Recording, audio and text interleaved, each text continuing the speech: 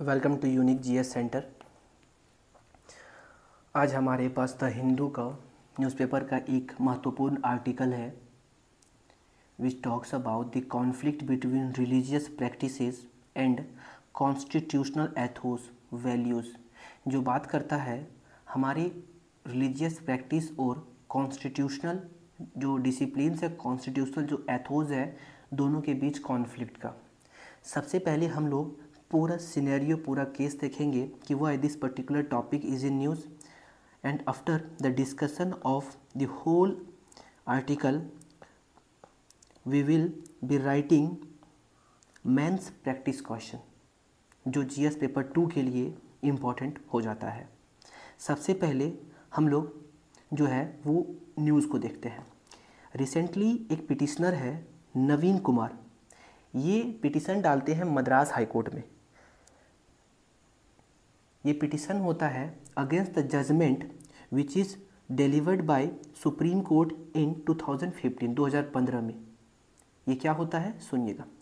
तमिलनाडु में एक गांव है नेरूर विलेज, वहाँ पे एक मंदिर है। हालांकि साउथ में मैक्सिमम जो मंदिर है वहाँ पे ये रिलीजियस प्रैक्टिस को परफॉर्म किया जाता है। वो रिलीजियस प्रैक्टिस है अंग प्रदर्शन। ये अंग प्रदर्शनम क्या है? अंग प्रदर्शन है मंदिर में जो ब्राह्मण्स होते हैं, जो खाना खाते हैं आपको बनाना लीव्स पे, केले के पत्ते पे, उसके खाने के बाद जो जूठा बच जाता है उस पर दलित और नॉन ब्राह्मण्स अपने बॉडी को रोल कराते हैं उसके ऊपर। ये एक रिलीजियस प्रैक्टिस था जो कि 2015 में जस्टिस एस मनी कुमार के द्वारा इस चीज़ को बैन कर दिया जाता है। कारण बताया जाता है discrimination, caste discrimination and also subjected to health hazard. Health का भी एक इशू है, इसीलिए इस चीज़ को बैन कर दिया जाता है। लेकिन यहाँ पे नवीन कुमार के द्वारा बताया गया ये एक रिलीजियस प्रैक्टिस है और एसेंशियल रिलीजियस प्रैक्टिस है, इसीलिए इस चीज़ को सिक्योर किया जाना चाहिए। फाइनली आपको ये जानना है कि जो मद्रास हाई कोर्ट में पिटीशन डाला गया, इस चीज़ को चेयर कर रहे थे जस्टिस जे.आर. स्वामीनाथन। और एक इंटरेस्टिंग चीज़ यहाँ पे क्या होता है, जे.आर. स्वामीनाथन जो जजमेंट देते हैं वो ओवर रूल करता है जो प्रीवियस जजमेंट है 2015 का वो। इसका मतलब अब जो अंग प्रदर्शन का प्रैक्टिस है उस चीज़ को अलाउ कर दिया जाता है। ये चीज़ है यहाँ पे, ये प्रेजेंट सिनेरियो अभी का जो हम बता रहे हैं। यहाँ पे जो राइटर है ये इस चीज़ पे बल देता है, कहता है कि तो जजेस should not act as a clergy. एक क्लर्जी के तौर पे नहीं एक्ट करना चाहिए to describe, to explain what constitutes the essential practices. किस चीज़ से कॉन्स्टिट्यूट होता है एक किसी भी रिलीजन का essential practice. Essential practices of any religion are those practices which is integral part of that religion। मतलब किसी भी रिलीजन का जो एसेंशियल प्रैक्टिस होता है, ऐसा प्रैक्टिस होता है जो उस धर्म के लिए इम्पॉर्टेंट होता है। लेकिन ये डिफाइन कौन करेगा? यही चीज़ यहाँ पे राइटर कहते हैं कि जजेस को इस चीज़ को डिफाइन नहीं करना चाहिए। Here the writer wants the court, the writer wants that the constitution to be given supremacy over all the religious practices, all religious practices, चाहे वो किसी भी रिलीजन का हो, उसके ऊपर सुप्रीमेसी जो है वो कॉन्स्टिट्यूशन को देना चाहिए अगर वो कॉन्फ्लिक्ट में आता है तो ये चीज़ है।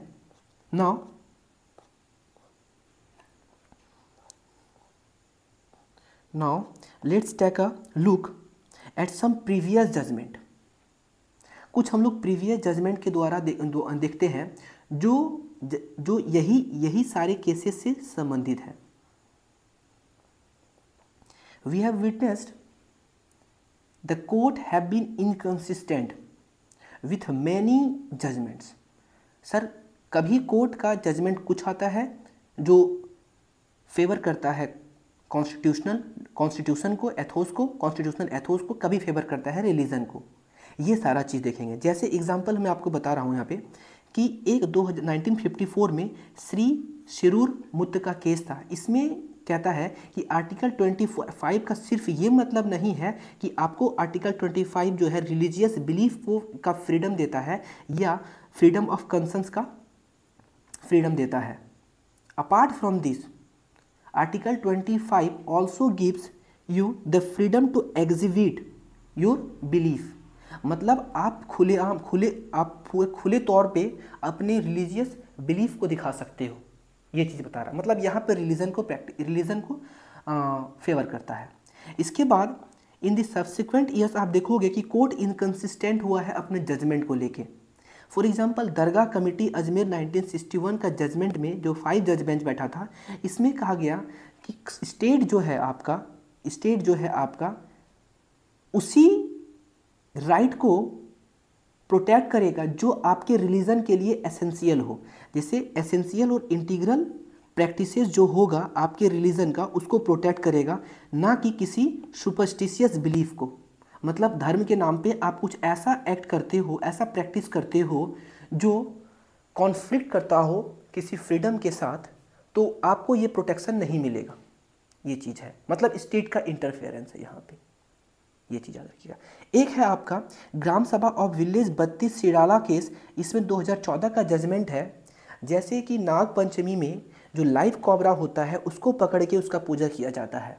इस प्रैक्टिस को स्टार्टिंग में जो है यहाँ पे आप देखो कि टेक्स्ट जो रिलीजियस टेक्स्ट है उसके रेफरेंस को लेके बताया गया कि ये एसेंशियल है।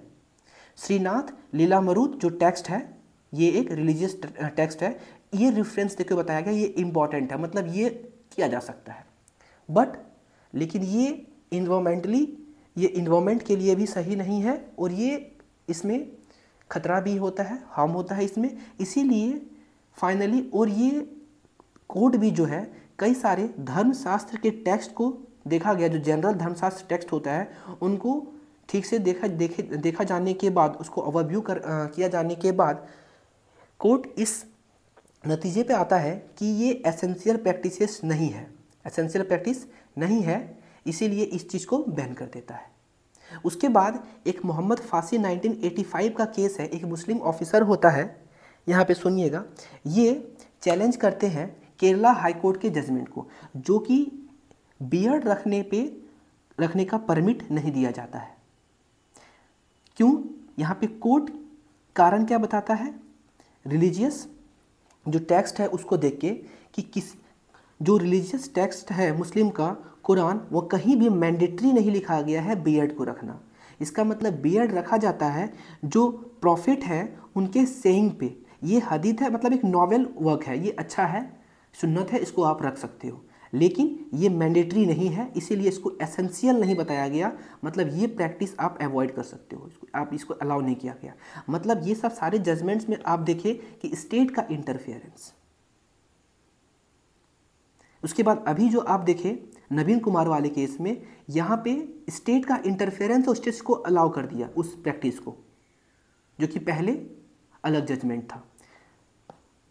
हम लोग यहाँ पे some more rights freedom of religion which is given to us by constitution देखेंगे। आर्टिकल 25 जैसे आर्टिकल 25 कहता है कि फ्रीडम ऑफ कंसर्न्स है, freedom of profess practice and propagate religion, ये हमको मिलता है। आर्टिकल 26 जो है वो बात करता है कि रिलीजियस अफेयर्स, रिलीजियस मैटर को आप खुद उस चीज़ को सुलझा सकते हो, इसमें इंटरफेरेंस नहीं होगा स्टेट का। आर्टिकल 27 कहता है कि आपको कंपेल नहीं किया जाएगा किसी भी टाइप का पेमेंट या टैक्स करने के लिए जो पर्टिकुलर रिलीजन के प्रमोशन में हो।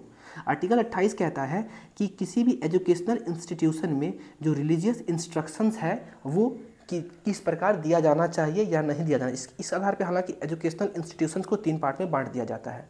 ये आपको देखें कि जो फ्रीडम दिया गया है रिलीजन का कॉन्स्टिट्यूशन के द्वारा, ये देखोगे। However this all rights are not absolute but it is subjected to restrictions. इसमें कुछ रिस्ट्रिक्शंस के साथ आता है सारा राइट्स आपको। इसका मतलब स्टेट जो है वो इंटरफेयर कर सकता है आपको फंडामेंटल राइट्स, जो कि रिलीजन, धर्म, फ्रीडम ऑफ रिलीजन मिला हुआ है आपको, इस पे इंटरफेरेंस कर सकता है। क्योंकि यहाँ पे रिस्ट्रिक्शंस दिया गया है on the ground of public order, morality, है ना, इस आधार पे दिया गया है। तो यार यही चीज़ यहाँ पे हुआ। ये सब जजमेंट्स आप देखिए, ये सब सारा जजमेंट्स आपको देखने को मिला। चलिए, ये सारा टॉपिक हम लोग देखें कि जो ये रिलीजियस प्रैक्टिसेस और कॉन्स्टिट्यूशनल एथोस में जो कॉन्फ्लिक्ट आ जाता है वो कॉन्फ्लिक्ट देखें, और ये इनकन्सिस्टेंसी देखें कि कैसे कोर्ट अलग अलग जजमेंट्स दिया है। और फाइनली यहाँ पे एक क्वेश्चन है, इसको आपको सॉल्व करना है, इसको आपको लिखना है।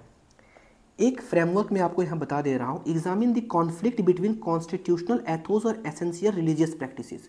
कॉन्स्टिट्यूशनल एथोस और एसेंशियल रिलीजियस प्रैक्टिस के बीच के कॉन्फ्लिक्ट को सबसे पहले यहाँ पे आप स्टार्ट कर सकते हो इंट्रो देके by writing some fundamental rights, by writing some the rights to freedom of religion which is given to us by constitution, आप स्टार्ट कर सकते हो। इसके बाद आप बॉडी में लिख सकते हो the courts have been inconsistent with their judgments, अलग अलग, and such inconsistency would impact the freedom of citizen, ये कर सकता है, and also promote the superstitious believes. क्योंकि देखो, अगर आप ये इनकंसिस्टेंसी होगा तो कई बार क्या होगा कि कोर्ट जो है, अगर कोर्ट जो है वो इंटरप्रेट करने लगेगा रिलीजियस मैटर पे, और कई ऐसा प्रैक्टिस को अगर वो अनुमति दे देता है जो कि एसेंशियल नहीं है, तो एक सुपरस्टिशियस बिलीफ को वो प्रमोट करेगा। ये इनकंसिस्टेंसी देखने को मिला हम लोगों को।